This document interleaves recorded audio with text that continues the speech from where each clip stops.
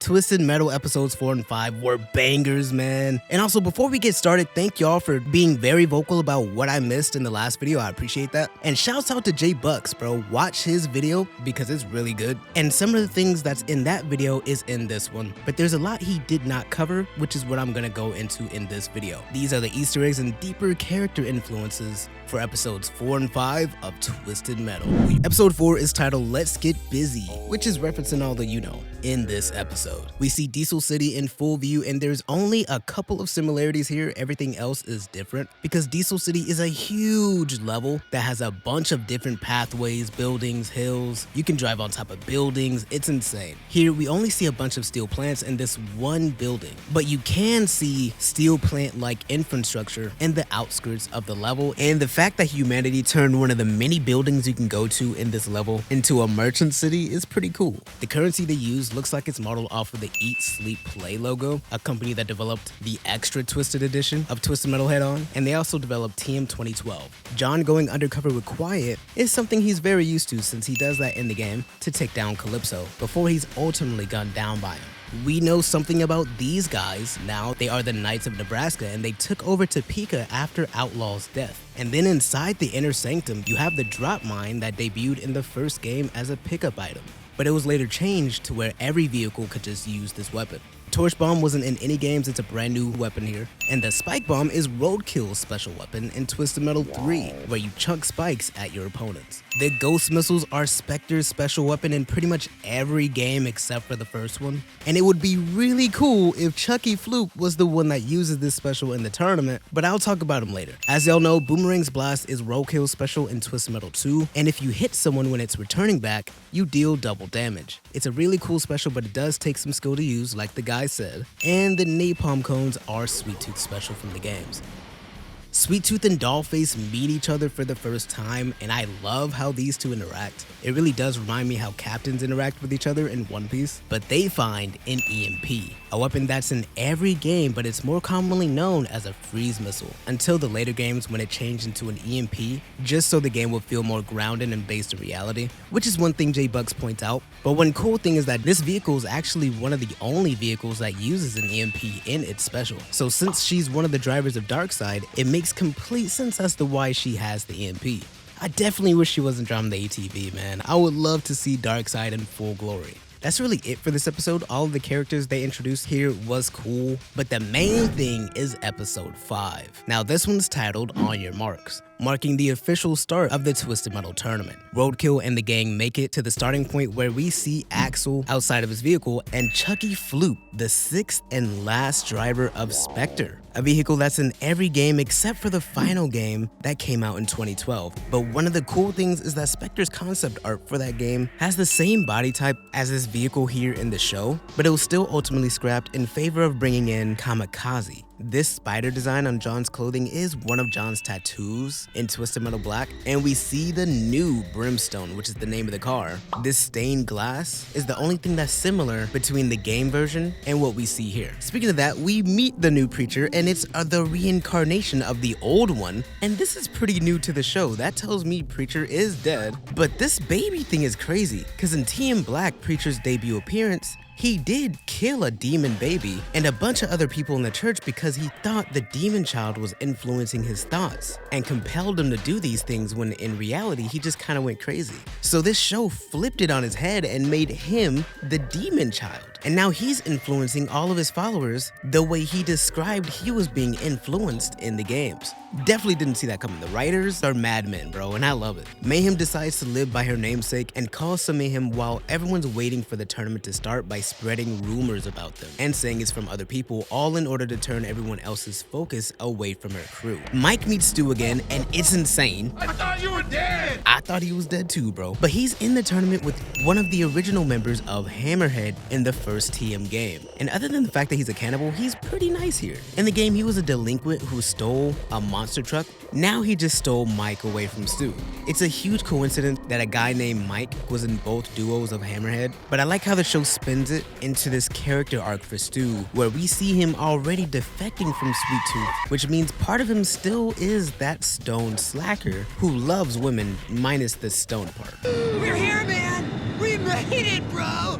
Beaches, babes, farm animals, Hawaii's in our grass, bro. The fact that Axel doesn't have a problem with Sweet Tooth is a bit different because sometimes when Axel shows up in a game, he's here to kill either the person who put him in the vehicle or the person who murdered his wife. And the killer normally turns out to be Sweet Tooth. He didn't talk about a wife at all though, so it's unknown what his motivations are in the show, but I'm sure it's to have a normal body again. The person who does have a problem with Sweet Tooth though is Mr. Grimm, and the way he talks sounds a lot like how it does in Team Head On. Anymore. It started out so simple, so pure. I collect one here, devour one there. I got a special invitation. And that's Mr. Grimm to you, Marcus. You know that's not my name. Where he had a bit of a British accent, and he calls Sweet Tooth Marcus and says he's still in so much pain. This is definitely a nod to Twisted Metal Black's version, when it turns out that game was all in Sweet Tooth's head, which we learned from secret messages from a demon named Minion, someone Mike indirectly references when calling out Stu for his crazy behavior. So with everything we've seen from the show, my first thought for Mr. Grimm's reason for being here was for him to be the real Grim Reaper, but something tells me that he already believes he's that. So what he's really gonna wish for is to collect as many souls as he can, to have all of the souls in the world. He does the same thing in Twisted Metal 2, and since that's arguably the best game, there's a strong chance he might do it here. Accelerate the process, whatever it takes to make him die faster! Streets began to rise with the bodies of the dead. The souls came pouring in. Mr. Grimm was happy. The world was never the same after Grimm's horrific feast. Junkyard Dog is here, and if he's anything like he is in the games, that means before he got here, he was just a guy on a farm that had his crops all destroyed by this random plane and its toxic gas. That toxic gas also landed on his face and turned him into this thing. Then that same pilot slept with his wife. So in the game, he killed her, went to Blackfield Asylum, and then was invited into the tournament. But his face isn't messed up here, but everything else I said could be fair game. Still, he has no talking lines, so there's no telling how he's gonna be, but we do know that he does have his special weapon. Chucky Floop, who is just as obnoxious here as he is in the game, joined the tournament without knowing what it is or how it worked. He was just happy to be in it and potentially win something, so him asking questions mid Calypso's speech is pretty on brand for him, and his wish will most likely be about money. Dude, bro, you mean I win something? Of course. For your prize, you may wish for anything your heart desires. Anything? It all comes back to cash, bro. The greenbacks, a dead president, Somalis, clams! Haha, yeah! That's right, baby! Money! While Calypso's delivering his speech, he says this. Welcome to my contest. Well, almost. And I swear part of me wants to say, oh, this means he's not the real Calypso, because he's implying that it's not actually his contest, but someone else's, the real Calypso's contest, but he's clearly talking about the fact that there's a qualifying round. I'm hoping it's a double entendre, but I doubt it. He also says Tournament City, and there is no Tournament City in the games. There is a place called Midtown in Twisted Metal Black. It's a huge city that pretty much every single level in that game is in. That's another reason why so many things from the last season was called Midtown. They were referencing that. This could mean that throughout the tournament, we're gonna see a bunch of different levels from the games, all in this one Tournament City. So I'm sure Tournament City is gonna act much like Midtown in Twisted Metal Black. These packages changing color can be a nod to the health system from the games, since it goes from green to orange and then red, and then the people die once it takes too much damage. And as a matter of fact, this man dying this early makes sense since Death Warrant didn't even have a driver in the games. It was really just a random vehicle that was added in the last Twisted Metal game. And this eclipse is likely a nod to the red skies that's always around Calypso once you win the tournament, but also the name Calypso means to hide. So that alone could be another reason why he's covering up the sun to make things more dramatic. You know, he's hiding the sun. I definitely wish that somebody would have noticed this eclipse and would have been like, what? It's an eclipse. What?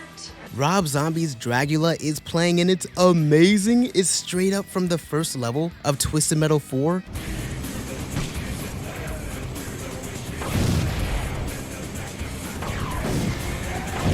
And Rob Zombie was even a playable character in the game, driving his own car, Dragula. And when you win the tournament with him, you just unlock a music video of his. These shots look like the demos from Twisted Metal 2 whenever you don't touch the controller for a long time. Everyone has machine guns on their vehicles. Spectre is using a submachine gun. John Doe uses a shotgun.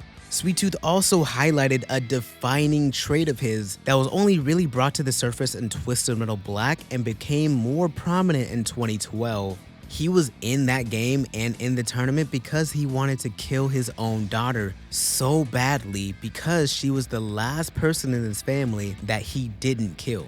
He had the same kind of focus there as he does here when he's trying to kill Mr. Grimm, someone else who knows him personally. But yeah, that's really it.